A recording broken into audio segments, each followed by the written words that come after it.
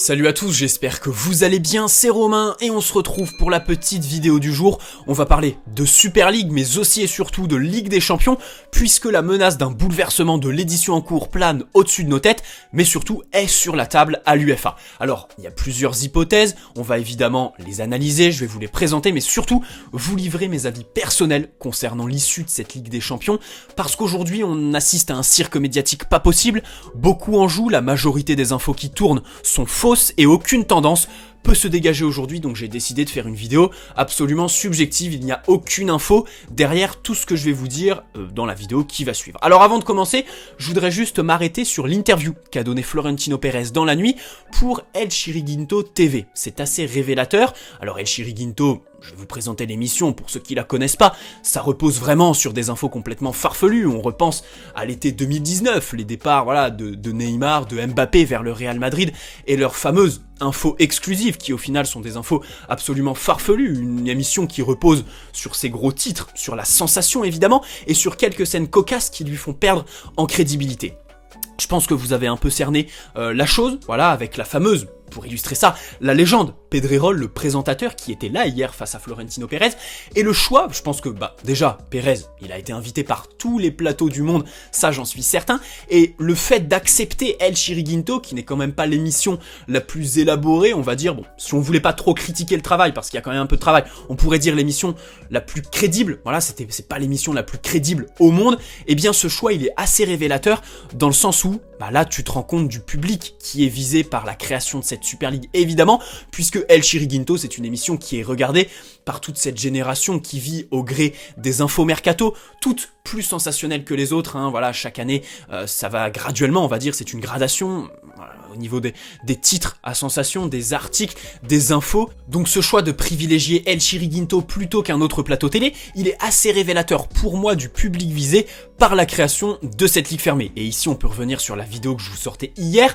dans laquelle, je vous exposais les motivations financières des clubs qui sont favorables à cette Super League. Évidemment, il y a les sous, en faire toujours plus, mais aussi et surtout, s'ouvrir à de nouveaux marchés. On peut penser à l'Amérique, les États-Unis, l'Asie, la Chine, et on sait tous que là-bas, 80% des gens qui consomment du foot se lèvent chaque matin avec un maillot différent parce qu'ils s'en branlent, parce qu'ils ne connaissent pas l'histoire, parce qu'ils n'ont pas la sensibilité qu'ici, en Europe, on a vis-à-vis des rivalités territoriales, par exemple, par méconnaissance du football. Et c'est pour ça aussi que le pire dans cette histoire, c'est le manque de respect envers les supporters européens, qui est quand même le berceau historique du football, on va pas se mentir. Bref, je voulais revenir sur ce petit choix, et avant de passer à la vidéo, je voudrais juste m'arrêter sur deux déclarations de Pérez, on va pas revenir sur toute l'interview, elle est assez longue. Alors il a dit qu'ils avaient pas invité le PSG, ment plus fort, mais surtout il a dit, et là je suis parfaitement d'accord avec lui, l'UEFA pense que nous sommes leur propriété et ils peuvent faire ce qu'ils veulent avec nous, mais ils ont tort. Et là-dessus il a raison, et c'est pour ça qu'hier je vous disais, si on en est là aujourd'hui, si on en est arrivé là,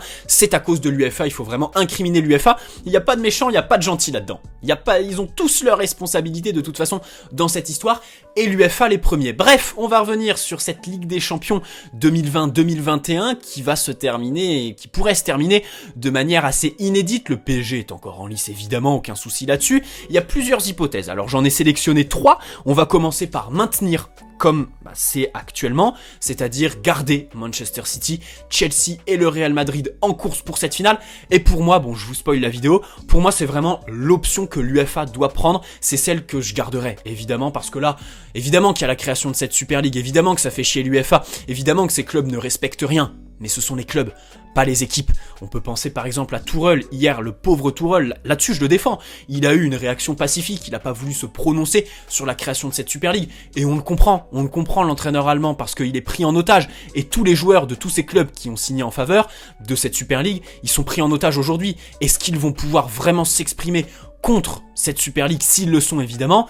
J'en suis pas vraiment sûr, je pense que là il y a une énorme prise d'otage. Bref, dans tous les cas, il y a des équipes qui ont fait des parcours, qui se sont donnés, il y a des entraîneurs qui travaillent.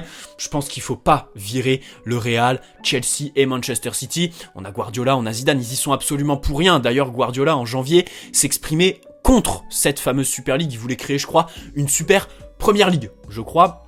Mais dans tous les cas, je pense que ce serait cracher quand même sur le travail des équipes. Faut faire la distinction entre les clubs et les équipes. Donc pour moi, il faut rester comme ça. Mais dans tous les cas, il y a d'autres options sur la table, comme tout arrêter et faire du PSG le vainqueur de cette Ligue des Champions sur tapis vert. Alors évidemment, en tant que Parisien, on peut se prononcer, on n'en veut pas. Perso, j'en veux pas, je veux pas gagner une Ligue des Champions. Alors oui, le parcours est quand même très dur, hein. On est tombé sur Manchester United et Leipzig en phase de poule. Pour le coup, on peut critiquer l'attractivité, l'intérêt des phases de poule en Ligue des Champions. Pour notre groupe, c'était assez relevé, c'était assez, voilà, il y avait beaucoup de spectacles. Je pense qu'on a été la poule la plus intéressante cette année. On a pris notre revanche sur Manchester United. Le Barça, alors oui, c'était pas le meilleur Barça, mais ils tournaient quand même à plein régime. Ils ont pas mal déjoué contre nous. Et puis surtout, on s'est cassé le cul à aller éliminer la meilleure équipe du monde, le Bayern. Bref.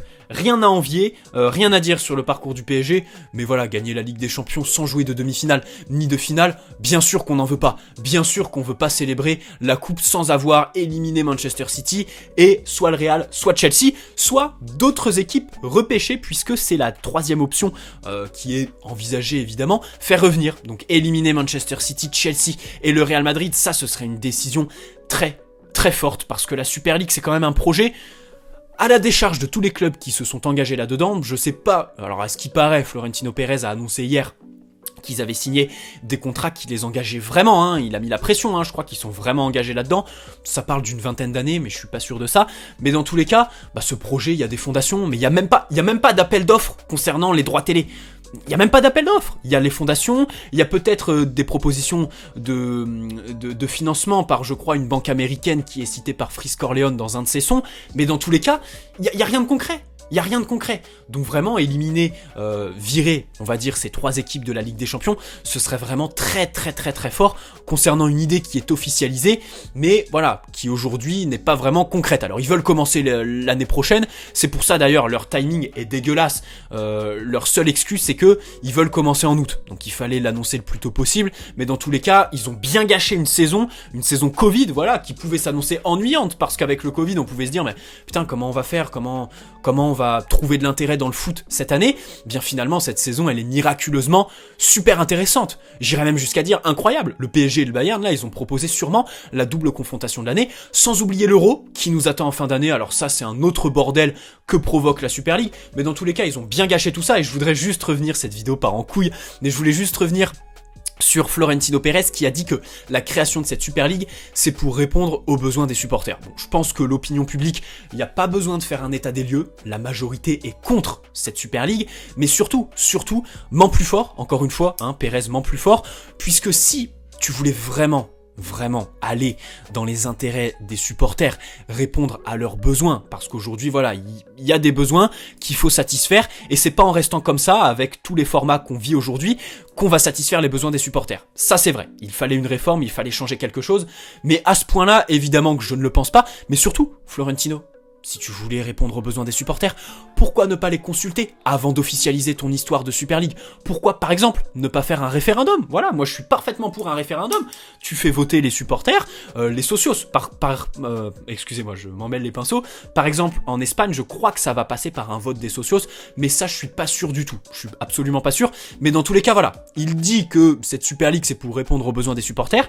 Dans ce cas-là, consulte-les. Bref, on va revenir à cette histoire d'élimination de Manchester City, de Chelsea et du Real Madrid, qui repêcherait donc des clubs. Alors pour moi, l'option privilégiée ici, puisque il y a certains Parisiens qui ont peur qu'on se retape le Bayern Munich, pour moi c'est impossible, c'est complètement illogique. On a éliminé le Bayern de la manière la plus légale possible, au mérite, voilà, la méritocratie évidemment.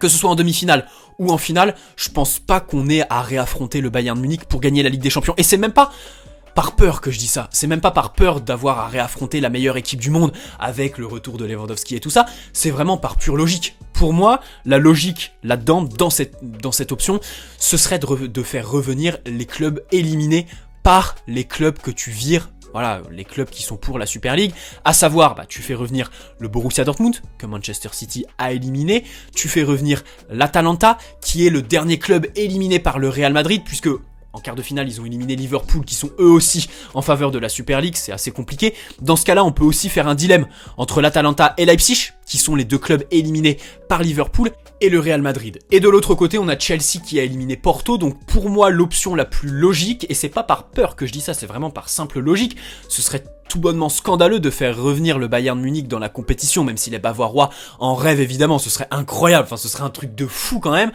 de se dire, bah voilà, on a joué une Ligue des Champions, on a affronté 2 fois le même adversaire. C'est un truc de fou, t'imagines, tu reprends le tableau 20 ans plus tard de cette Ligue des Champions, et tu vois qu'il y a eu 4 matchs de double confrontation entre le Bayern et le PSG. Bref, je pense que le plus logique, ce serait de faire revenir Porto, le Borussia Dortmund et l'Atalanta, ou Leipzig à l'extrême limite. Mais voilà, je vous rappelle, je vous ramène au début de la vidéo, pour moi, l'option la plus crédible, je pense que c'est ce qui va se passer, et c'est celle pour laquelle j'opterai, c'est celle que j'espère et celle que je pense qui va arriver, c'est que cette Ligue des Champions va rester comme ça, elle sera inchangée, mais dans tous les cas, ça va se tramer au sein de l'UEFA, des changements, virer ces 3 clubs et faire revenir d'autres clubs, je pense que ça va se tramer, ça va être discuté sans aboutir. C'est mon avis personnel, c'était le but de cette petite vidéo qui, je l'espère, vous aura plu. J'aurais aussi traité d'autres sujets, j'aime bien ces petites vidéos d'actu, n'hésitez pas à me dire si vous voulez que j'en fasse un peu plus souvent. Voilà, j'allume la caméra, je traite quelques petits sujets, je fais un petit titre qui en cible un de tous les sujets traités dans la vidéo, et puis je vous balance ça. Très bonne soirée, très bonne journée pardon à tous, puisque je vais sortir cette vidéo à 13h. On se retrouve demain pour le débrief du match contre Angers. Voilà, Neymar et Verratti qui seraient probablement titulaires, alors c'est selon les médias évidemment, sachez que Pochettino est assez imprévisible là-dessus. Je vous souhaite à tous une très bonne après-midi, une très bonne journée, une très bonne soirée, une très bonne semaine. Allez Paris, ciao!